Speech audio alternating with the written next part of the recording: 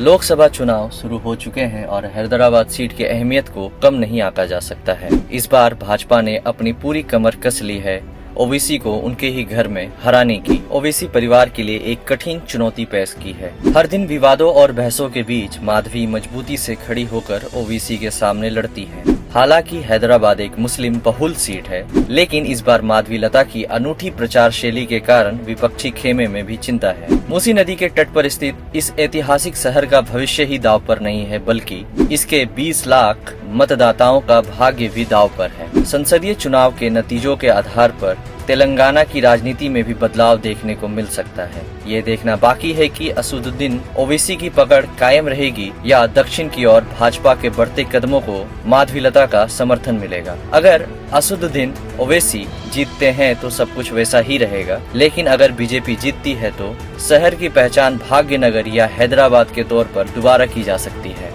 अगर बात करें चुनावी इतिहास की तो आजादी के बाद से 17 चुनावों में से ओवैसी परिवार ने 10 बार जीत हासिल की है। केवल 7 बार अन्य परिणाम देखने को मिले हैं। कांग्रेस की आखिरी जीत 1980 में हुई थी।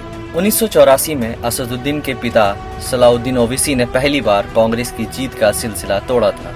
तब से लेकर अब तक किसी भी पार्टी का दबदबा इस सीट पर नहीं बन पाया है। पिछले 2 चुनावों में बीजेपी जमकर चुनाव लड़ रही है, लेकिन दोनों ही बार हार का अंतर कम नहीं कर पाई है। इस बार माधवी को उम्मीद के साथ मैदान में उतारा गया है। उनका चेहरा तो नया है, लेकिन पहचान पुरानी है। माधवी की पहचान एक कट्टर हिंदू नेता और सामाजिक कार्यकर्ता के रूप में जानी जाती है। वो एक गौशाला चलाती हैं, झुग्गी बस्तियों में मुस्लिम महिलाओं के सुख दुख में उनके साथ खड़ी रहती हैं। ओवैसी के खिलाफ मजबूत उम्मीदवार उतारकर बीजेपी ने विपक्ष के उन आरोपों को भी प्रतिबिंबित किया है जो AIMIM को बीजेपी की बी टीम के रूप में बुलाते हैं। माधवी खुद कहती है कि ओवैसी की पार्टी को अब बीजेपी की बी टीम नहीं कहा जा सकता, क्योंकि बीजेपी ने बुलडोजर के दम पर मुझे हैदराबाद भेजा है। माधवी के दावों में मुस्लिम महिलाओं की ताकत भी झलकती है, क्योंकि उन्होंने 3 तलाक जैसे मुद्दों पर काम करते हुए गरीब मुस्लिम महिलाओं के साथ खड़े होकर उनका समर्थन किया था। अभी ये देखना काफी रोमांचक होगा कि ओवैसी जीतते हैं या फिर माधवी।